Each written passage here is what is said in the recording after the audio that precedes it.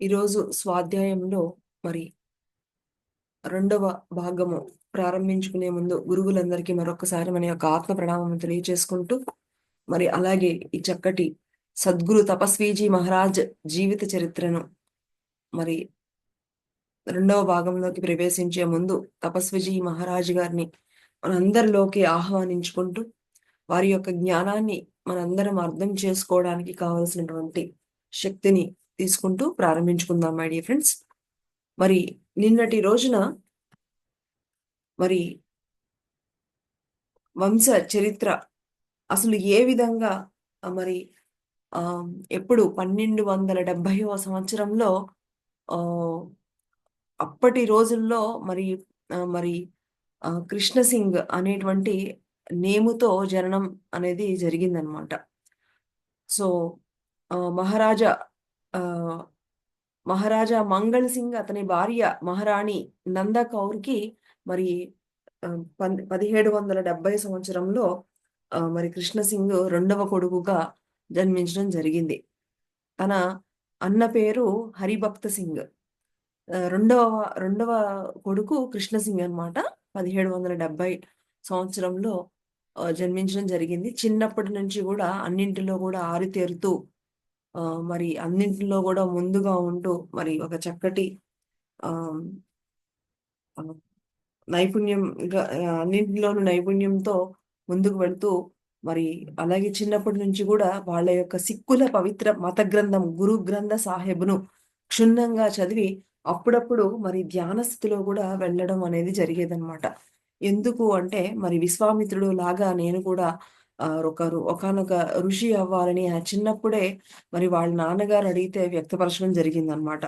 So కానీ అక్కడ ఉన్నటువంటి ఆ పరిస్థితులు వాళ్ళకున్నటువంటి ఆ పంజాబు పరిస్థితి అప్పట్లో చాలా ప్రమాదకరంగా ఉండి అనేక యుద్ధాల మూలాన మరి యుద్ధాల్లో పాల్గొనవలసి వచ్చి బయటికి వెళ్ళినప్పుడు వాళ్ళ అన్నగారిని, వాళ్ళ వదిన గారిని, భార్యని, మరి అలాగే తన యొక్క బిడ్డని అందరినీ కూడా చంపివేయడం జరుగుతుంది. ఇక ఆ యొక్క బాధతో ఎలాగైనా సరే మరి తన రాష్ట్రాన్ని రక్షించుకోవాలి, ఢిల్లీ సుల్తాన్ యొక్క సహాయం తీసుకోవాలి అని ఢిల్లీకి ఒకానొక గుర్రం మీద ఒంటరిగా తనకున్నటువంటి విలువైన నాణాలు కొన్ని అలాగా తీసుకుని ప్రయాణించడం జరిగింది. ఒకానొక సాధారణ సామాన్యునిలాగా మరి ఢిల్లీకి వెళ్ళి అక్కడ అన్ని పరిస్థితులు తెలుసుకుని మరి కొంచెం నమ్మకం అది కుదిరిన తరువాత తనకి ఎవరైతే సహాయం చేశారో వారికి ఇలాగ నేను ఒక రాజకుమారుడని ఇలాగా మరి సహాయం కోరడానికి వచ్చాను అని చెప్పినప్పుడు ఆ రాజుగారిని కలిసినప్పుడు ఢిల్లీ సుల్తాన్ని కలిసినప్పుడు ఆ ఢిల్లీ సుల్తాన్ గారేమో నేను చేస్తాను కానీ అది టెంపరరీగా ఉంటుంది. ఈ యొక్క రాజ్యము ఇవన్నీ కూడా అశాశ్వతమైనవి. శాశ్వతమైన నువ్వు ఆ యొక్క భగవంతుణ్ణి పట్టుకో, ఆ ఆనందాన్ని నువ్వు పట్టుకో, నీకు అది కావాలి ఆ శాంతి అని మరి ఆ ఢిల్లీ సుల్తాన్ గారు చెప్పిన వెంటనే ఇక మరి ఈయనలో కలిగినటువంటి ఆ యొక్క ఆలోచన ఇక తన రాజ్యం వైపుకు వెళ్లకుండా తిరిగి హరిద్వార్ వెళ్ళడానికి నిర్ణయించుకుని హరిద్వార్ వైపు వెళుతూ ఉండగా మధ్యలో 2 సార్లు మరి తన వెనకాల ఒకానొక పాము బుసలు కొడుతూ తనని కాటు వేయడానికి ప్రయత్నిస్తుండగా మరి 2 సార్లు తప్పించుకోవడం జరుగుతుంది. మూడవసారి తినకంటే ముందు ఎంతో వేగంగా గుర్రం మీద వెళ్తున్నటువంటి కృష్ణసింగ్‌కి ఎదురుగా ఈసారి తోక మీద పొడవుగా నిలబడి ప్రత్యక్షమవ్వగానే మరి వెంటనే ఇది మామూలు సర్పం కాదు అని చెప్పి నాగరాజుకి మరి సరెండర్ అయిపోతూ ఈ విధంగా నేను భగవంతుని అన్వేషణలో వెళ్తున్నాను, నాకు సహకరించమని ప్రార్థించగా ఆ యొక్క పాము వెళ్ళిపోవడం జరుగుతుందన్నమాట. సో ఈ విధంగా మరి ఆహ్, ఇక ఆ సంఘటన తరువాత మరి తనకున్నటువంటి ఆ బట్టలు అన్నీ తీసివేసి అన్ని బట్టలన్నీ తీసేసి ఉన్నవి జస్ట్ కౌపీనము చిన్న చిన్న ముక్కలుగా అలా కట్టుకొని ఆహ్, తనకున్నటువంటి ఏమైతే బంగారు నాణేలున్నాయో అవన్నీ కూడా ఒక సంచిలో మూట కట్టి ఆ గుర్రానికి ఆహ్, ఒక 2 పేపర్లు తీసుకొని ఇలాగ ఈ నాణ్యమంతా తీసుకోండి, ఈ డబ్బులన్నీ తీసుకోండి, కానీ గుర్రాన్ని బాగా చూసుకోండి అని చెప్పి మరి గుర్రాన్ని కూడా పంపించేసి పూర్తిగా సర్వసంగ పరిత్యాగి అయి మరి చాలా దూరము అలాగా వెళ్ళగా వెళ్ళగా చివరికి ఒక గ్రామం చేరుకుని అక్కడ ఒక చెట్టు కింద అలసిపోయి కూర్చుంటే ఒక అటుగా వెళ్తున్నటువంటి ఒక రైతు ఆహారం తీసుకొని పెట్టడం జరుగుతుందనమాట. ఈ విధంగా మనము నిన్నటి రోజున తెలుసుకున్నాము. ఈరోజు భాగము మరి ఏమిటో చూద్దాం మై డియర్ ఫ్రెండ్స్. మరి ఈ విధంగా 'కృష్ణ సింగ్' మరి అర్ధనగ్నంగా నేలపై పడుకున్న మరి ఆహ్, పడుకుని ఆహ్, నెక్స్ట్ డే మార్నింగ్ నిద్ర లేవడం జరిగిందనమాట. అతని గమ్యస్థానము హరిద్వార్. ఇంకా 60 మైళ్ళ దూరంలో ఉంది. సాయంత్రంలోగా తన గమ్యం చేరుకోవాలని నిర్ణయించుకున్నాడు. ఆ పవిత్ర స్థలాన్ని చేరుకోవాలన్న ఉత్సాహం మనసులో ఉరకలు వేస్తుంది. తపస్సాధన తన్మయత్వంతో త్వరగా నడిచి అనుకున్న ప్రకారం చీకటి పడే వేళకు గమ్యస్థానం చేరుకున్నాడు. చూడండి మరి హరిద్వార్ చేరాలంటే ఇంకా 60 మైళ్ళుందట. 60 మైళ్ళ దూరం ఎలాగైనా సరే ఎలాగైనా చేరుకోవాలని నడిచి త్వరగా నడిచి చేరుకోవడం జరిగిందట. అప్పుడు అతడు యువరాజు కాదు. గత రాత్రి అతని సన్యాసి జీవితము ప్రారంభమైంది. ఎప్పుడో చిన్నప్పుడు మొలకెత్తి కొంతకాలం మరుగున పడి, ఇంతకాలం మనసులో దాగి ఉన్న కోరిక తిరిగి మొగ్గతొడిగింది. ఇక ఇది పుష్పించాలి, ఫలించాలి. అలా కొంతవరకు అతని కోరిక నెరవేరింది. ఇప్పుడు అతడు పూర్తిగా విరాగి. గంగ ఒడ్డున ఇసుక తిన్నెపై రాత్రంతా హాయిగా నిద్రించాడు. సో, ఒకప్పుడు యువరాజు మరి. అయితే చిన్నప్పుడే ఈయనకి ఈ యొక్క ఒక యోగిగా మారాలి అనేటువంటి ఆ బీజాలు ఉన్నాయి. అందుకనే ఒకానొక రోజు తండ్రి గారు "నువ్వెందుకు ధ్యానం చేస్తున్నావు?" అంటే, "నేను విశ్వామిత్రుడిలాగా ఒక మంచి యోగినవ్వాలి" అని ఆ చిన్నప్పటిలోనే చెప్పడం జరిగింది. అయితే కొన్ని పరిస్థితుల కారణంగా అవన్నీ గూడా మళ్ళా ఆలోచనలకి దూరంగా వెళ్ళడం. మళ్ళా తిరిగి ఎప్పుడైతే ఆ ఢిల్లీ సుల్తాన్‌ని కలుసుకున్న వెంటనే తిరిగి ఆ లోపల ఉన్నటువంటి ఆ బీజాలు మళ్ళా మొలకెత్తడం స్టార్ట్ అయ్యాయి. ఇప్పుడు ఇక సర్వసంగ పరిత్యాగి అయి చక్కగా హాయిగా అన్నీ వదిలేసి హాయిగా గంగ ఒడ్డున మరి ఇసుక తిన్నెపై చక్కగా హాయిగా నిద్రపోవడం జరిగింది. తెల్లవారింది. శరీర బడలిక తీరింది. నిద్ర లేచాడు. కాలకృత్యాలు తీర్చుకున్నాడు. తన జీవితంలో ప్రప్రథమంగా పవిత్ర గంగలో స్నానం చేశాడు. ఆ రాత్రంతా హాయిగా చక్కగా మరి 60 మైళ్ళ దూరము నడిచేస్తే ఎంత బాడీ అలసిపోతుంది. మరి ఆహ్, 60 మైళ్ళ దూరం నడిచి పడుకుంటే హాయిగా నిద్ర పడుతుంది. మరి ఉదయాన్నే లేచి గంగలో చక్కగా స్నానం చేసి గంగ ఒడ్డున కొంత దూరం నడిచి సప్త సరోవరం అనే ఒక ఎత్తైన స్థలాన్ని ఎంచుకోవడం జరిగింది. అక్కడ ఒక కుటీరాన్ని నిర్మించుకున్నాడు. అందులో స్థిరపడ్డాడు. కందమూలాలు, మూలికలు, ఆకులు తింటూ, ఆకలి తీర్చుకుంటూ, భగవంతుని స్మరించుకుంటూ కాలం గడుపుతున్నాడు. భగవంతుని నిరంతర నామజపం వల్ల తన పూర్వాశ్రమ సంస్కారాలన్నీ అతని స్మృతి పథం నుంచి సంపూర్ణంగా చెరిగిపోయాయి. ఇక ఉండడానికి ఒక చిన్న కుటీరంలాగా ఏర్పరుచుకొని అక్కడ ఉన్నటువంటి ఆకులు, అలములు మరి తినటమే కాకుండా నిరంతరము భగవంతుని నామస్మరణ ద్వారా తన యొక్క చూడండి భగవంతుని నామ జపం వల్ల తన పూర్వాశ్రమ సంస్కారాలన్నీ కూడా అతని స్మృతి పదం నుంచి సంపూర్ణంగా చెరిగిపోయాయి. మరి ఆ భగవంతుని నామం యొక్క ఆ యొక్క ఫలితం అన్నమాట. ఆ గతంలో ఉన్నటువంటి ఆ స్మృతులన్నీ గూడా చక్కగా చెరిగిపోయాయన్నమాట. అవి ఉంటే మళ్ళా ఏమవుతుంది వెనక్కి లాగుతూ ఉంటుంది. కానీ ఇక్కడ నిత్యము భగవంతుని నామస్మరణ వల్ల మరి వాటి నుంచి బయటపడడం జరిగిందనమాట. ఇక పూర్తిగా చిత్తశుద్ధితో నిరంతరము నామజపం చేస్తూ ఏకంగా ప్రశాంత జీవితం గడుపుతూ ఉన్నారు. మరి ఒకానొక కొత్త యోగి. ఈ భౌతిక సుఖాల కన్నా భగవద్భక్తి ఎంత ఆనందాన్ని ఇస్తుందన్న మొఘల్ చక్రవర్తి హితవచనాలను అక్షరాలా అమలుపరిచాడు కృష్ణసింగ్.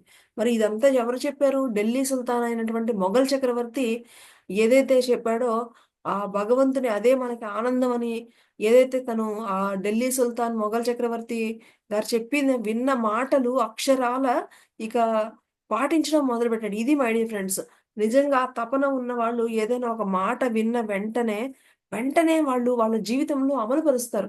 ఇది మనకి ఇన్‌స్పిరేషన్. మనం ప్రతిరోజు ఇన్ని మాటలు వింటున్నాం. కానీ ఒక్కటన్నా మనం ఇంప్లిమెంట్ చేస్తున్నామా అనేది మనం ఇక్కడ చెక్ చేసుకోవాలన్నమాట. ఈ విధంగా కొన్ని నెలలు గడిచాయి. దైవానుగ్రహం వల్ల అతనికి ఆ ప్రాంతంలో తపస్సు చేసుకుంటున్న ఒక సద్గురువు లభించారు. మరి ఒకానొక గురువు లభించాలన్నా గూడా దానికి తగ్గ ఆ పుణ్య ఫలం అనేది ఉండాలి. మరి ఇన్ని రోజులు ఆ దైవనామ స్మరణ వల్ల అతనికి ఒక చక్కటి సద్గురువు మరి లభించడం జరిగిందనమాట. ఆ గురువు కేవలము కాషాయ వస్త్రధారి కాదు. మన శాస్త్రాలు ఘోషించే ఆదిదేవుడిని తెలుసుకున్న పరమ పావనుడు. అయోధ్య నుంచి హరిద్వార్ వచ్చి తపస్సు చేసుకుంటున్న ధన్యజీవి. హఠయోగంలో నిష్ణాతుడు. యోగా అభ్యాస తత్పరుడు. అతను కృష్ణసింగ్‌కు కఠిన పరీక్షలు పెట్టాడు. కృష్ణసింగ్ అన్నింటిలోనూ సఫలుడయ్యాడు. కృష్ణసింగ్ ఏదో ఆవేశంలో వైరాగ్యం పొందిన వ్యక్తి కాదు. భక్తితో, ఏకాగ్రతతో భగవంతుని అన్వేషణకు బాటలు వేసుకుని ఆధ్యాత్మిక జీవితం గడపాలన్న ఆసక్తి, దృఢ నిశ్చయం గల వ్యక్తి అని గుర్తించాడు ఆ యోగి. అతడిని తన శిష్యుడిగా స్వీకరించి కృష్ణసింగ్ అర్హతను గుర్తించి విష్ణుదాసు అన్న దీక్ష విష్ణుదాసు అన్న దీక్ష నామాన్ని ఇచ్చాడు. ఫ్రెండ్స్ పూర్వము ఇప్పుడు గురువులు ఒక శిష్యుడిని స్వీకరించాలి అంటే ఎన్నో కఠిన పరీక్షలు పెట్టేవారు. అలాగా ఈ యొక్క మరి అక్కడ దొరికినటువంటి ఒకానొక సద్గురువు ఈయన్ని మామూలుగా వెంటనే ఏమి దీక్షనివ్వల. వెంటనే ఆయనకి బోలెడన్ని కఠిన పరీక్షలు పెట్టారు. ఏంటి మనము ఏదో ఆవేశంలో ఇల్లు అన్నీ వదిలేసి వచ్చామా? లేకపోతే నిజంగా భగవంతుని తెలుసుకోవాలని వచ్చాడా? ఏమిటి అని అనేక పరీక్షల తర్వాత అన్నింటిలోనూ నెగ్గిన తర్వాత ఇక శిష్యుడిగా స్వీకరించి మరి విష్ణుదాసు అన్న దీక్ష నామాన్ని ఇవ్వడం జరిగిందనమాట. అక్కడి నుంచి అప్పటి వరకు కృష్ణసింగ్ ఇప్పుడేమైపోయారు? విష్ణుదాస్ కింద పేరు చేంజ్ అవ్వడం జరిగిందనమాట. యోగి విష్ణుదాసుకు నీతి, దౌతి, పూరక, కుంభక, రేచకాలు, కేచరి, గణ, షక్రియ మరి దొరికిన సద్గురువు ఎవరు? ఆయన హఠయోగంలో ఎంతో గొప్ప గురువు. అందుకనే ఈయనకి అనేక కుంభక, రేచకాలు గణేశ క్రియ, నౌలి క్రియ ఇంకా అందులో ఏమైతే మొదలైనటువంటి అనేక హఠయోగ సాధనలు అన్నీ గూడా ఇక సంపూర్ణంగా నేర్పించేసేయడం జరిగింది. మెళకువలన్నీ కూడా క్షుణ్ణంగా నేర్చుకుని వాటిలో మంచి ప్రావీణ్యాన్ని సాధించాడు విష్ణుదాసు. ప్రతి ప్రక్రియ గురువు సమక్షంలో ప్రదర్శించి గురు ప్రశంసలను అందుకున్నాడు. గంటల తరబడి నియమం ప్రకారము ఆచరిస్తున్న ప్రాణామాయం వల్ల ఆహ్, మనసును స్వాధీనపరుచుకుని విష్ణుదా విష్ణుదాసు తదేక ధ్యానంతో ఇక సమాధి స్థితిలోకి వెళ్ళిపోయేవారు. చూడండి మరి ఆహ్, ఆ హఠయోగ గురువు గారి దగ్గర అనేక కుంభక ప్రాణాయామాయాలన్నీ గూడా చేసిన తర్వాత ఒకానొక ఆ ప్రాణామాయం ఒకానొక స్థితిలో ఆ సమాధి స్థితికి వెళ్ళిపోవడం గూడా జరిగేదనమాట. ఆ స్థితిలో అతని మనస్సు గదిలో నిలకడగా వెలుగుతున్న దీపం వలె ఎంతో నిశ్చల స్థితిలో ఉండేదట. దీనినే ఆత్మ అని, పరబ్రహ్మ అని స్మృతులు ఎలుగెత్తి చెబుతున్నాయో ఆ ఉత్పత్తి స్థానాన్ని అతను ప్రవేశించాడు. అంటే ఈ యొక్క ప్రాణామాయాలు ఇయన్నీ ప్రాక్టీస్ ఆ గురువుగారు చెప్పినటువంటి ఆ హఠయోగ ఇవన్నీ గూడా చాలా సిన్సియర్‌గా మరి చేసి ప్రదర్శించి గురువు సమక్షంలో అన్నీ గూడా ప్రదర్శించి, చేసి, చూపించి మొత్తానికి ఒకానొక చక్కటి ఆ నిశ్చల స్థితిలోకి వెళ్ళడం జరిగిందనమాట. నిశ్చల సమాధి బ్రహ్మానంద స్థితి. గురు కటాక్షం నిరంతర సక్రమ సాధన భగవద్గీత 6వ అధ్యాయంలో సూచించిన బ్రహ్మానంద స్థితిని పొందడానికి విష్ణు స ఆహ్, విష్ణుదాసుకు శక్తినిచ్చాయి. నిరంతరము ఆత్మావలోకనంలో నిమగ్నుడై విష్ణుదాసు గొప్ప యోగి అయిపోయాడు. ఇక ఈ విధంగా ప్రాక్టీస్ చేస్తూ ఆ బ్రహ్మానంద స్థితిని పొందుతూ ఒకానొక గొప్ప యోగిగా మరి విష్ణుదాసు ఒకానొక యోగ మార్గంలోకి వెళ్ళిపోయారనమాట. మరి ఆ యోగ మార్గంలో జయం సాధించిన విష్ణుదాసుకు ఇంకా గురూపదేశం కావాల్సి వచ్చింది. ఎందుకంటే సమాధి స్థితిలో పొందుతున్న ఆనందము వ్యతిరేక వృత్తుల వలన ఏర్పడుతున్న అవరోధం వలన బాహ్య స్థితికి వచ్చినప్పుడు పొందలేకపోతున్నాడు. అందుచేత తిరుగులేని నిశ్చల శాంతిలో ఉండడానికి వీలైన రహస్యాలను తెలుపవలసిందిగా గురువుని కోరాడు విష్ణుదాసు. అంటే ఆ బ్రహ్మానంద స్థితి అయితే పొందుతున్నారు. ఈ విష్ణుదాసు అవన్నీ ప్రాణామాయాలు అవన్నీ చేసిన తర్వాత ఆ బ్రహ్మానంద స్థితి అయితే పొందుతున్నారు. కానీ మళ్ళా బాహ్య స్థితికి వచ్చినప్పుడు మళ్ళా అది కొంచెం డిస్టర్బ్ అవుతుందనమాట. ఇంక తిరుగు లేకుండా నాకెప్పుడూ గూడా నిశ్చల శాంతిలో ఉండడానికి నాకింకా రహస్యాలు తెలపండి గురువుగారు అని అని గురువుగారిని అడగడం జరిగిందనమాట. సద్గురువు బ్రహ్మజ్ఞానానికి సంబంధించిన ఉపనిషత్ రహస్యాలన్నీ ఇక విష్ణుదాస్‌కి బోధించడం జరిగింది. ఆత్మ జ్ఞానమే బ్రహ్మానందం. అదే శుద్ధ చైతన్యం.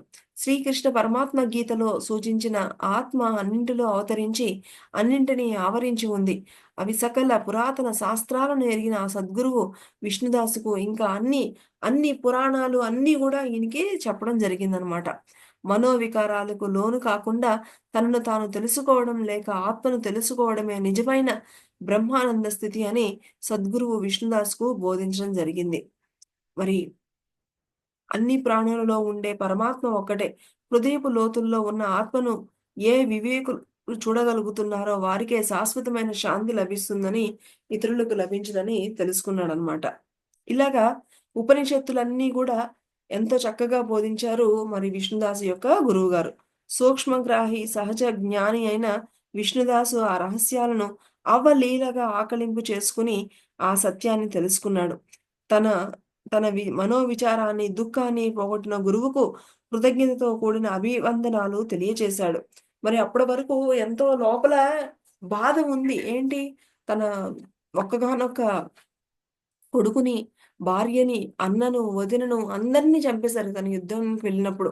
సో, ఆ బాధ నుంచి ఈ యొక్క సాధనతో ఆ మనోవికారాలన్నీ గూడా పూర్తిగా మరి ఒక ఆ బాధ పోగొట్టినందుకు పూర్తిగా ఎంతో కృతజ్ఞతతో అభినందనలు తెలియచేశారు.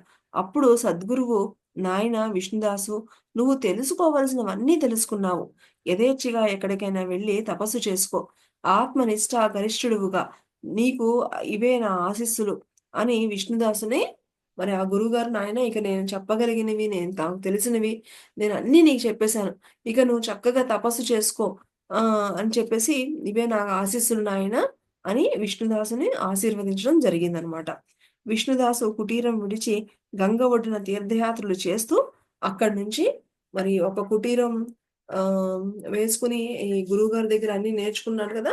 ఇంకా గురువుగారు "ఇంక నీకు ఇవన్నీ తెలుసుకున్నావు నాయనా. నువ్వింక తపస్సు చేసుకో" అని ఆశీర్వదించారు గదా! ఇంక అక్కడి నుంచి బయలుదేరి వెళ్ళిపోయారనమాట. ఇక విష్ణుదాసు ఒక సాధకుడిగా హరిద్వార్ చేరుకున్నారు. దైవ కటాక్షం వల్ల 10, 12 సంవత్సరాలు హరిద్వార్‌లో మరి ఆహ్, అక్కడి నుంచి గురువుగారి దగ్గర నుంచి అన్నీ నేర్చుకున్న తర్వాత మళ్ళా 10, 12 సంవత్సరాలు హరిద్వార్‌లోనే నివసించారు. కరుణార్థ హృదయుడైన సద్గురువు బోధల వలన తెలుసుకోవలసిన తత్వరహస్యాలు తెలుసుకున్నాడు. ఆయన ఇప్పుడు కేవలము సాధకుడు మాత్రమే కాదు, భగవత్ సేవా పారాయణుడు, సంపూర్ణ బ్రహ్మజ్ఞాని. వయసు ముదురుతూ వచ్చింది. నిలువెత్తుగల ఆయన గంభీర దేహము, తల, గెడ్డం పూర్తిగా నెరిసిపోయాయి. వృద్ధాప్యపు చిహ్నాలు స్పష్టంగా కనిపిస్తున్నాయి. అంగవస్త్రం తప్ప ఆయనకి దిగంబరుడు. ఊత కోసం ఒక పొడవైన దుడ్డు కర్రను చేతిలో పట్టుకున్నాడు. కమండలం ధరించాడు. నిరంతర మరి నిరంతరంగా సముపార్జించిన ఆత్మశక్తితో ఆయన నేత్రాలు మెరిసిపోతూ ఉన్నాయి. పాత వాసనలు పటాపంచలయ్యాయి. పరమయోగి అయిపోయాడు. మరి ఈ యొక్క ఆత్మజ్ఞానము, ఈ యొక్క కంటిన్యూయస్‌గా ఈ యొక్క సాధన వల్ల ఆయన కళ్ళు మిలమిల మెరిసిపోతున్నాయట. మరి గంగ ఒడ్డున ఉన్న కొండలు, కోనలు, లోయలు తిరుగుతూ ప్రకృతి శోభను తిలకిస్తూ తపస్సు చేసుకుంటూ అలాగా అక్కడున్నటువంటి హరిద్వార్‌లో ఉన్నటువంటి ప్రదేశాలన్నీ గూడా చక్కగా సంచరిస్తూ ఉన్నారనమాట. ఆయనకు అంతర్శాంతితో పాటు బహిర్శాంతి గూడా లభించాయి. ఇంకా, ఇంకా ఇదే ఇంకా, ఇంకా కంటిన్యూస్‌గా చక్కగా కొండలు, కోనలు తిరగడము, చక్కగా సాధన చేసుకోవడం ద్వారా ఆయనకి పూర్తిగా అంతర్శాంతే కాదు, బహిర్శాంతి గూడా లభించి మహాయోగి అయిపోయారనమాట. ఒక చోట నిలకడగా కూర్చొని మరి ఆహ్, చాలా కాలం తపస్సు చేసుకోవాలని కోరిక కలిగింది. సో, ఇవన్నీ తెలుసుకున్నాక కూడా ఇంకా కూర్చొని ఒక చోట కూర్చొని విష్ణుదాస్‌కి మరి ఆహ్, తపస్సు చేసుకోవాలని కోరిక కలిగింది. అందుకని చెప్పి అనువైనటువంటి గుహను ఒకదాన్ని వెతకడం ప్రారంభించారు. చివరకు నీలకంఠ పర్వత శిఖరం పైన ఒక గుహను కనుక్కున్నారు. అంటే అంతా తిరుగుతూ ఉన్నారు. అప్పటి వరకు గురువుగారు ఇంక నాయన నువ్వన్నీ నేర్చుకున్నావని చెప్పిన తర్వాత, ఇక 12 సంవత్సరాలు అలాగా హరిద్వార్‌లో అక్కడున్నటువంటి కొండలు, కోనలు అన్నీ తిరుగుతూ ఉంటే, ఆయనకిక ఎక్కడన్నా ఒక చోట ఎక్కడికి కదలకుండా ఒక చోట కూర్చొని, ఇంకా తపస్సు చేసుకోవాలని అనిపించిందనమాట. అందుకని ఆయన నీలకంఠ పర్వతం శిఖరం పైన ఒక గుహను కనుగొన్నారు. ఆ గుహ ముఖద్వారం ముందు పెద్ద బండరాయి ఒకటి ఉంది. అందుచేత చలిగాలులు ఆ గుహలోకి కూడా వెళ్ళవు. గుహ లోపల వెచ్చగా ఉంది. గుహలో ఒక రాతి తిన్నె ఉంది. బహుశా అంతకుముందు ఎవరో మహాత్ముడు ఆ గుహను ఉపయోగించుకుని ఉండవచ్చు. అలా ఆ గుహ అన్ని విధాలు అబ్బాయి అంటే చక్కగా బయట గాలి లోపలికి రాకుండా ఒక పెద్ద రాయి అడ్డు ఉంది. అలాగే అక్కడ మరి ఆల్రెడీ లోపల చాలా వెచ్చగా ఉంది గుహ. అలాగే రాతి తిన్నె గూడా ఒకటుందనమాట. అంటే ఎవరో ఆల్రెడీ ఆ గుహలో ఉండి వెళ్లారనమాట. ఎవరో మహాత్ములు అని ఇది అన్ని విధాలుగా ఓకే అని చెప్పేసి ఆ గుహను సెలెక్ట్ చేసుకున్నారనమాట. ఆహ్, రాతి తిన్నె మీద కూర్చున్నారు. కమండలాన్ని పక్కన పెట్టాడు. పద్మాసనం వేసుకున్నాడు. సద్గురువు ఆదేశించిన ప్రకారము తపస్సు ప్రారంభించారు. కేవలము ఆహ్, వాతాసనంతో సుమారు 6 సంవత్సరాలకు పైన సమాధిలో ఉన్నారట. చూడండి మై డియర్ ఫ్రెండ్స్. మనము ఒక గంట, 2 గంటలకే వామ్మో! ఇమ్మో! అనుకుంటూ ఉంటాం. వీళ్ళు చూడండి మహానుభావులు ఊరికనే అవ్వరు మై డియర్ ఫ్రెండ్స్. ఆయన ఆ గుహలో కూర్చొని సుమారు 6 సంవత్సరాలకు పైన మరి ఆ సమాధిలో ఉన్నారట. అతను సాధించిన హఠయోగము, ఆత్మవిద్య అంతకాలము అతన్ని సమాధి స్థితిలో ఉంచాయి. అంటే అప్పటి వరకు ఈ హఠయోగము ఇవన్నీ గూడా నేర్చుకున్నారు గదా! ఈ విద్యలన్నీ గూడా ఆయన మరి 6 సంవత్సరాలు కదలకుండా సాధన చేసుకోవడానికి మరి తోడ్పడ్డాయంటే, 6 సంవత్సరాలు కదలకుండా కూర్చొని మరి సాధనంటే ఎలా ఉంటుంది మై డియర్ ఫ్రెండ్స్? ఒక్కరోజు మనం ఏమి మాట్లాడకుండా మౌనంగానే ఉంటేనే మనకెంతో శక్తిగా వచ్చినట్టు ఫీల్ అవుతూ ఉంటామే. మరి 6 సంవత్సరాలు కఠోర సాధన చేస్తే ఇక ఆ యొక్క శక్తి ఎంత అద్భుతంగా ఉంటుందో మనం వినటానికి మరి చెప్పుకోవడానికి ఇవి మాటలు సరిపోవేమో అనిపిస్తుంది నాకైతే. ఆ! అతడు సమాధిలో కూర్చోవడానికి ముందు గుహ వెలుపల చిన్న చిన్న మొక్కలు ఉన్నాయి. ఇప్పుడు మరి 6 సంవత్సరాలయిపోయాయి గదా! ఇవిప్పుడు బాగా పెరిగి పెద్ద చెట్లు అయిపోయాయి. బాహ్య స్మృతికి వచ్చిన విష్ణుదాసు బయటకు వచ్చి వాటిని చూసి తాను సుమారు 6 సంవత్సరాలకు పైగా సమాధిలో ఉండి ఉంటానని అనుకున్నారు. ఈ విధంగా తనను తాను కఠోర పరీక్షకు లోను చేసుకొని తాను ఎంతవరకు సిద్ధిని సాధించాడో తెలుసుకున్నాడు. తరువాత గుహను విడిచి కొండ దిగి క్రింది ఉన్న ఋషికేశ్ చేరుకున్నారు. మరి ఆహ్, 6 సంవత్సరాలు కఠోర సాధన తర్వాత ఇక కొండ దిగి ఇంక అప్పుడు ఎక్కడికెళ్లారట? ఋషికేశ్ చేరుకున్నారట. అక్కడ ఉంటున్న సాధు సంగవులు పెట్టిన భోజనం తిన్నాడు. కొంతసేపు విశ్రాంతి తీసుకొని అక్కడ నుంచి లక్ష్మణ జూలాకు వెళ్ళిపోయి ఒక కుటీరంలో ప్రవేశించి అక్కడే కొన్ని నెలలు నివసించడం జరిగిందనమాట. అతను అక్కడ నివసిస్తూ ఉండగా ఒక ఆకస్మిక సంఘటన జరిగిందట. మరి 6 సంవత్సరాలు సాధన చేసుకొని ఇక కొంచెం బాహ్య స్మృతిలోకి వచ్చి చూస్తే ఆ బయట తను సాధనలోకి వెళ్ళినప్పుడు ఉన్న చిన్న చిన్న మొక్కలన్నీ పెద్ద పెద్దవయిపోయినియనమాట. ఇంకా అక్కడి నుంచి కిందకొచ్చేసి ఋషికేశ్‌కి వెళ్ళి, అక్కడ మరి లక్ష్మణ జూలాగా వెళ్ళిపోయి, అక్కడ ఒక కుటీరంలో అక్కడ కొన్ని నెలలు నివసించడం జరిగింది. అతను అక్కడ నివసిస్తూ ఉండగా ఒక ఆకస్మిక సంఘటన జరిగింది. ఆ సంఘటన ఆ ప్రదేశం విడిచి హిమాలయాలలోని దూరపు ప్రదేశానికి వెళ్ళిపోవడానికి దారి తీసింది. ఏదో ఒక సంఘటన జరిగిందట. ఆ సంఘటన వల్ల ఆయన మళ్ళా హిమాలయాలు వెళ్ళిపోవాల్సొచ్చిందట.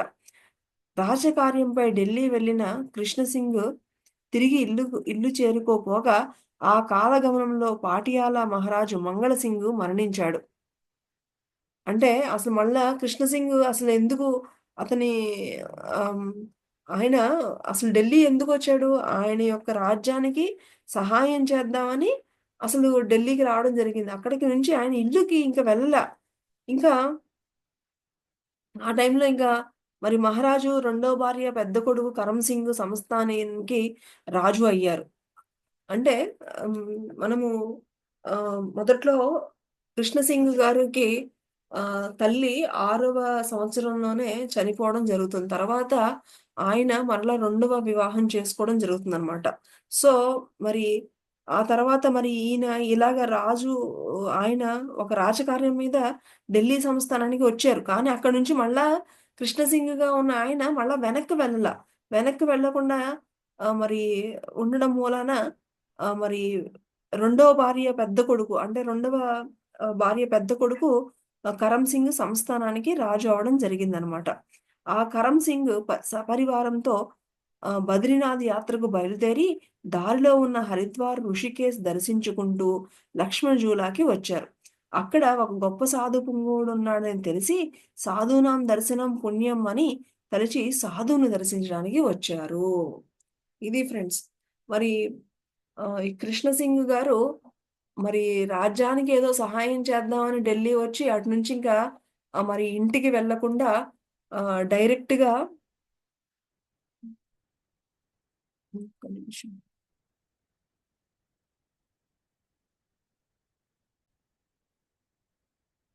ఫ్రెండ్స్ మరి ఈ విధంగా మరి ఢిల్లీకి వచ్చిన ఈ కృష్ణ సింగ్ అనే పేరుతో వచ్చి ఈయన అక్కడి నుంచి తిరిగి రాజ్యానికి వెళ్ళకుండా హరిద్వార్ వచ్చి హరిద్వార్ నుంచి మరి 6 సంవత్సరాలు మరి కఠోర దీక్ష చేసి చివరికి ఋషికేశ్‌కి వచ్చి అక్కడ ఉండడంతో అక్కడికి ఎవరొచ్చారు? అతని యొక్క తండ్రి తన యొక్క తమ్ముళ్ళు ఎవరైతే తన తండ్రి గారికి రెండో భార్య ఉన్నారు గదా! వాళ్ళ యొక్క పెద్ద కొడుకు వాళ్ళు ఏదో మామూలుగా వాళ్ళు యాత్రకని వచ్చారన్నమాట. బద్రీనాథ్ ఇలాగా యాత్రకని వస్తే అక్కడ మరి తలచి సాధువుని దర్శించడానికని వాళ్ళు అక్కడికొచ్చారన్నమాట. అక్కడకొచ్చినప్పుడు సాధు సంఘముని ఆశీస్సులు పొందాలన్న సదుద్దేశంతో కుటీరంలో ప్రవేశించిన కరమ్ సింగ్‌కు కుటీరవాసి తన అన్నయ్యే అన్న విషయము తెలియదు. తను సాధువుల్ని దర్శించుకుంటే సాధూనాం దర్శనం పుణ్యం గదా! అని చెప్పేసి తన తమ్ముడు ఎవరో సాధువుని దర్శించుకోవడానికని వస్తే అక్కడుంది ఎవరో కాదు తన అన్నయ్య అన్న విషయం తనకు తెలియలేదనమాట. జింక చర్మం మీద కూర్చున్న విశిష్టమైన యోగికి నమస్కరించాడు. కాలగమనం వల్ల విష్ణుదాసు వృద్ధుడు అయ్యాడు. అదీగాక తలపై జటాజూటం, ఛాతీ వరకు వ్రేలాడుతున్న నెరసిన పెద్ద గడ్డం గల యోగిని గుర్తుపట్టలేకపోయాడు కరమ్ సింగ్. వాళ్ళ తమ్ముడే వచ్చాడు. సొంత తమ్ముడే తన తమ్ముడే వచ్చి కానీ ఇక్కడ ఉన్నటువంటి యోగిని ఆ విధంగా చూసేటప్పటికి చాలా సంవత్సరాలయిపోయింది గదా! అసలు గుర్తుపట్టలేకపోయాడనమాట. యోగి కూడా వచ్చిన వ్యక్తిని అంతగా పట్టించుకోలేదు. శిరస్సు వంచి చేతులు జోడించి యోగిని ఉద్దేశించి, "ఓ మహాత్మా! నా పేరు మహారాజ్ కరమ్ సింగ్. పాటియాలా నుంచి సపరివారంగా బద్రీనాథ్ యాత్రకు వెళుతూ ఇటు వచ్చాను. మహాసిద్ధ పురుషులైన తాము ఇక్కడ ఉంటున్నారని విన్నాను. మీలాంటి వారి ఆశీస్సులు మాకు ఎలా లభిస్తాయి? మమ్మల్ని కటాక్షించి ఆశీర్వదించండి" అని విన్నవించాడు కరమ్ సింగ్. తను ఎవరు గుర్తుపట్టల. తమ్ముడు, అన్నను గుర్తుపట్టలా. అన్నయ్య, తమ్ముడిని ఎవరు గుర్తుపట్టల. కానీ ఇక్కడ ఏం చెప్పాడు? ఇలాగ మాది పాటియాలా. మాది అక్కడి నుంచి మేము పరివారంతో ఈ విధంగా బద్రీనాథ్ యాత్రకు వెళుతూ ఇక్కడ ఒక మహానుభావులు ఉన్నారు అంటే మేమిక్కడికొచ్చాము. మమ్మల్ని దీవించండి, కటాక్షించండి అని వాళ్ళ తమ్ముడు కరమ్ సింగ్ చెప్పడం జరిగిందనమాట. వచ్చిన వ్యక్తి తన సవతి తమ్ముడని గుర్తుపట్టాడు యోగి. ఎప్పుడైతే తను పటియాలా నుంచి ఇలాగ వచ్చాను అని చెప్పిన వెంటనే ఇక ఎవరో కాదు నా తమ్ముడే అని ఇక యోగి గుర్తుపట్టాడనమాట. కరమ్ సింగ్ తాత్విక సంబంధమైన కొన్ని ప్రశ్నలు అడిగాడు. వాటికి పంజాబీ భాషలో సమాధానం ఇచ్చాడు యోగి. ఆ గొంతును గుర్తుపట్టాడు కరమ్ సింగ్. ఇక చూడండి మరి ఫస్టు ఎవరు గుర్తుపట్టలేదు. కానీ నేనిలాగ పాటియాలా నుంచి ఇలాగ రాజపుత్రుడిని కరమ్ సింగ్‌నొచ్చాను అనేటప్పటికి మరి కృష్ణ సింగ్‌కి తన తమ్ముడే వచ్చాడు. తన సవతి తల్లి అయినటువంటి తన తమ్ముడే వచ్చాడని తెలిసింది. కొన్ని ప్రశ్నలు అడగగా తను మామూలుగా సమాధానం చెప్పడం జరిగింది. కానీ ఆ లాంగ్వేజ్, ఆ యొక్క వాయిస్ ఇవన్నీ గూడా విన్న తర్వాత ఆ గొంతుని ఆ కరమ్ సింగ్ వెంటనే గుర్తుపట్టేసాడనమాట. వెంటనే మహాత్మా తమ ఆకారము, కంఠధ్వని అచ్చంగా మా అన్నయ్య కృష్ణసింగ్ పోలికలో ఉన్నాయి. అతడు చాలా కాలం క్రితం ఇల్లు విడిచి వెళ్ళిపోయాడు. అతని ఆచూకీ తెలుసుకోవడానికి మేము చాలా ప్రయత్నించాము. కానీ అతని జాడ మాకు తెలియలేదు. దయచేసి చెప్పండి. మీరు అతనేనా? అని చాలా ఆతృతతో అడిగాడు. మరి వచ్చినటువంటి ఆ కరణ్ సింగ్ ఇలాగ మా అన్నగారు చాలా రోజులయిపోయింది. కానీ మీ వాయిస్ మీదంతా గూడా మా అన్నగారిలానే ఉంది. మీరు అతనేనా అని అడగడం జరిగిందనమాట. ఆహ్, అని ఎంతో ఆతృతతో అడిగాడు. విష్ణుదాసు చిరునవ్వు నవ్వి, "కరమ్ సింగ్, నువ్వు బాగానే గుర్తుపట్టావు. సరిగ్గానే ఊహించావు" అని అన్నాడు. కరమ్ సింగ్‌ను సోదర ప్రేమ ఆవరించింది. ఆనందంతో అతని కళ్ళు చెమర్చాయి. ఎన్నాళ్ల నుంచో ఎడబాటు పొందిన సోదరుణ్ణి అకస్మాత్తుగా కలుసుకున్న సంతోషంతో, "మహాత్మా, ఇన్నాళ్లకు మళ్ళా మిమ్మల్ని చూడగలిగాను. నేను నా బద్రీనాథ్ యాత్రను విరమించుకుంటున్నాను. పాటియాలాకు తిరిగి వెళ్ళిపోతాను. నాతో పాటు మిమ్మల్ని కూడా తీసుకువెళ్తాను. మీరు చాలా ముసలివారు అయ్యారు. ఈ వయస్సులో మీకు ఈ కుటీర జీవితం నిండా కష్టాలే. దయచేసి ఇంటికి వెళ్ళిపోదాం రండి" అని ప్రాధేయపడ్డాడు. ఇక ఎప్పుడైతే ఆ మహాత్మ ఎవరో కాదు, తన అన్నయ్య అయినటువంటి 'కృష్ణ సింగ్' అని ఎప్పుడైతే తెలిసిందో, ఇక వెంటనే మరి ఎంతైనా మరి అన్నయ్య గదా! ఇక చాలు, నేను బద్రీనాథ్ వెళ్దామని యాక్చువల్‌గా బయలుదేరాను. కానీ నేను అది క్యాన్సిల్ చేసుకుంటున్నాను. తిరిగి నేను మళ్ళా తిరిగి నా పాటియాలా రాజ్యానికి వెళ్ళిపోతాను. దాంతో మిమ్మల్ని గూడా తీసుకువెళ్తాను. మీరు చాలా వృద్ధులైపోయారు. ఈ సమయంలో మీరు ఇలాగా మీ కుటీర జీవితం మీకు చాలా కష్టంగా ఉంటుంది. రండి, మనము మన ఇంటికి వెళ్ళిపోదాము అని చెప్పేసి మరి ఎంతో ప్రాధేయపడ్డాడనమాట. యోగికి తిరిగి పాటియాలకు వెళ్ళాలన్న అసలు తలంపే లేదు. తన శేష జీవితం హిమాలయాలకే అంకితం కావాలి అన్నదే అతని ఆకాంక్ష. ఇతనికి మరి ఆహ్, ఎంతసేపు మరి ఇక్కడ తనకేమో ఇంకసలు వెళ్ళాలి అనేటువంటి ఉద్దేశ్యమే లేదనమాట. ఇక నేను దయచేసి మరి ఇంకా నా శేష జీవితం అంతా హిమాలయాలకి అంకితం అని మరి ఈ విధంగా చెప్తుందనమాట కరమ్ సింగ్‌తో. "చూడు కరమ్ సింగ్, నేను సన్యాసిగా మారినట్లు నీ కళ్ళతో నువ్వే చూసావు కదా! ఇక నేను పాఠశాలకు రాను. ఈ వర్ణ కుటీరమే నా స్వర్ణ మందిరం. నాకు ఇక్కడ ఏ ఇబ్బంది లేదు. ఇక నువ్వు వెళ్ళి నీ యాత్రను కొనసాగించుకో. నీకు శుభము అగుగాక" అని చెప్పాడు. ఇంకా నాకు చూసావు గదా! నేను ఎలాగా యోగినయ్యానో, ఇక నాకు చాలా చక్కగా ఉంది. నువ్వు గూడా చక్కగా నీ యొక్క యాత్ర ముగించుకొని వెళ్ళు అని, నీకంతా గూడా మంచి జరగాలి నాయనా అని చక్కగా దీవించారన్నమాట. ఇక నువ్వు వెళ్లి నీ యాత్రను కొనసాగించుకొని చెప్పారు. యోగి సమాధానంతో సమాధాన పడలేకపోయాడు కరమ్ సింగ్. అతనికి దుఃఖం ముంచుకు వచ్చింది. ఘోరంగా ఎంతో విలపించాడు. హిమాలయ వాసం విడిచి తిరిగి పాటియాలాకు రమ్మని యోగిని వేడుకున్నాడు. తన శేష జీవితం హిమాలయాలలోనే గడపాలి అన్నదే తన దృఢ నిర్ణయమని మరి ఎంతగా ఇంకా బతిమిలాడడం కాదు, తను ఎంతో విచారించి కన్నీళ్లు పెట్టుకున్నాడు. అన్నయ్య గారు మరి రమ్మని చెప్పేసి. అయినా సరే నాది దృఢ నిశ్చయం, నేను ఇక హిమాలయాలే లోనే గడపాలి అన్నదే నాది దృఢ నిశ్చయం అని మరి ఆ యోగి చెప్పడం జరిగింది. కరమ్ సింగ్ యోగి పాదాలపై పడ్డాడు. మనసు మార్చుకుని పాటియాలాకు తిరిగి రమ్మని మళ్ళా మళ్ళా వేడుకుంటూనే ఉన్నాడు. బంధాలు పెంచుకున్న కరమ్ సింగ్‌కు బంధాలు తెంచుకున్న విష్ణుదాసు మాటలు ఏమాత్రమూ అర్థం కాలేదు. విష్ణుదాసు ఎక్కడ స్థితి, కరమ్ సింగ్ ఏ స్థితి. విష్ణుదాసేమో ఏకంగా గురువుల దగ్గర అన్ని బోధనలు, ఆత్మజ్ఞానం అంతా తెలుసుకొని 6 సంవత్సరాలు కఠోర సాధన చేసి వచ్చిన విష్ణుదాసు ఎక్కడ? మరి ఒకానొక సామాన్య జీవితం గడుపుతున్నటువంటి కరమ్ సింగ్ ఎక్కడ? వీళ్ళిద్దరికి ఎక్కడ ఒకరినొకరు అర్థమవుతారు? కరమ్ సింగ్‌కి ఏ మాత్రం గూడా విష్ణుదాస్ గారి యొక్క మాటలు అర్థం కాలేదు. అప్పుడు యోగి కరమ్ సింగ్, "మొదట నువ్వు బద్రీనాథ్ యాత్రకు వెళ్ళాలన్న ఉద్దేశంతో బయలుదేరావు. మార్గమధ్యంలో తీర్థయాత్రలు చేస్తూ ఇక్కడికి వచ్చావు. నువ్వు నన్ను ఇక్కడ కలుసుకోవడం అన్నది అనుకోని సంఘటన. అనుకున్న ప్రకారము నీ బద్రీనాథ్ యాత్ర ముగించుకుని రా. తిరుగు ప్రయాణంలో మిగతా విషయాలు ఆలోచించుకోవచ్చు. నేను చెప్పినట్లు చెయ్యి" అని కరమ్ సింగ్‌కు నచ్చచెప్పారు.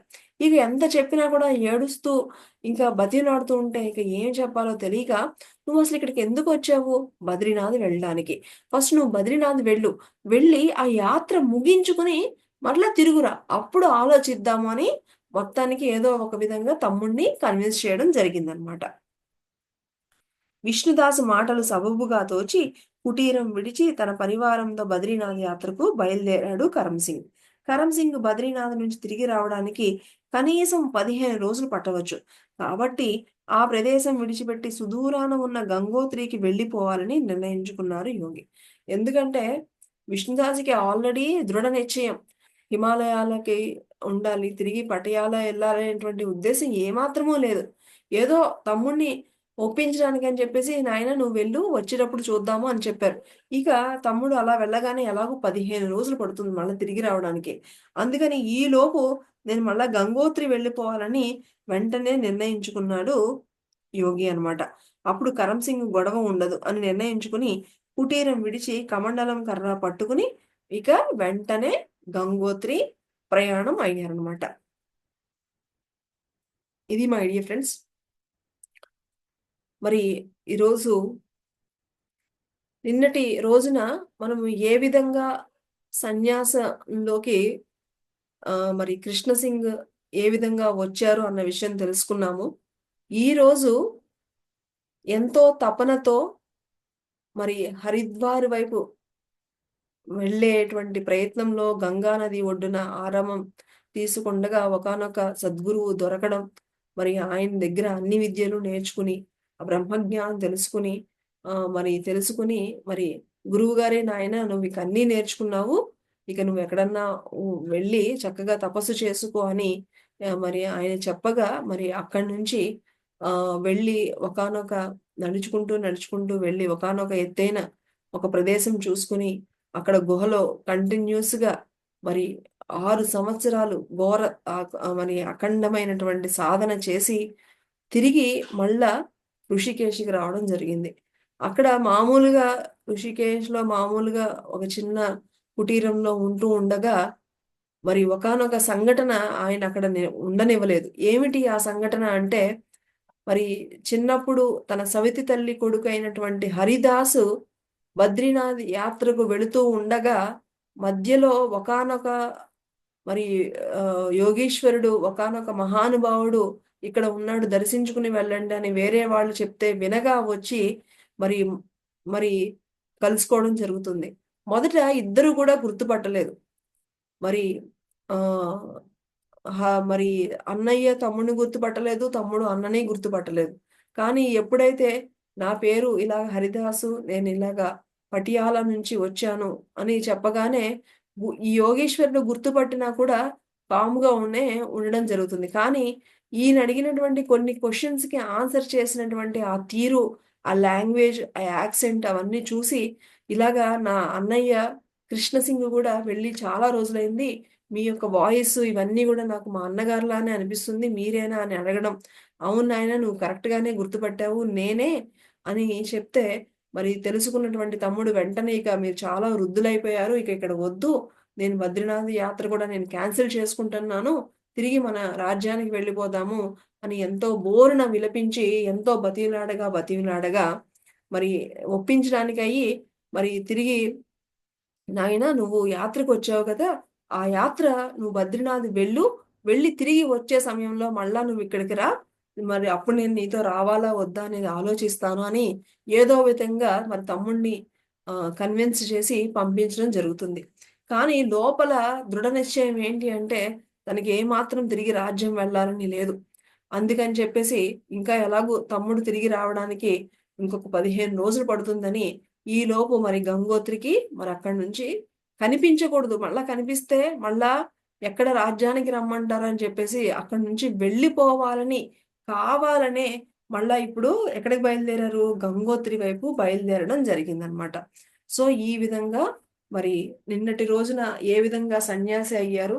ఈరోజు మరి ఎంతటి ఆహ్, ఎంత 6 సంవత్సరాల కఠోర సాధన తర్వాత తమ ఇంటివారు కలుసుకున్నా కూడా ఏమాత్రము చలించకుండా తిరిగి హిమాలయాల్లోనే సాధన చేసుకోవాలి అనేటువంటి తీవ్ర తపనతో ఉన్నటువంటి యోగీశ్వరుడిని మనము ఇక్కడ చూసాం మై డియర్ ఫ్రెండ్స్. ఇది ఈరోజు మన యొక్క స్వాధ్యాయంలో తెలుసుకున్నటువంటి అద్భుతమైనటువంటి జ్ఞానం మై డియర్ ఫ్రెండ్స్. ఈ జ్ఞానాన్ని అందించిన గురువులకు, దివ్యులకు, విశ్వానికి కృతజ్ఞతలు తెలుపుకుంటూ తిరిగి రేపటి స్వాధ్యాయంలో కలుసుకుందాం. Thank you.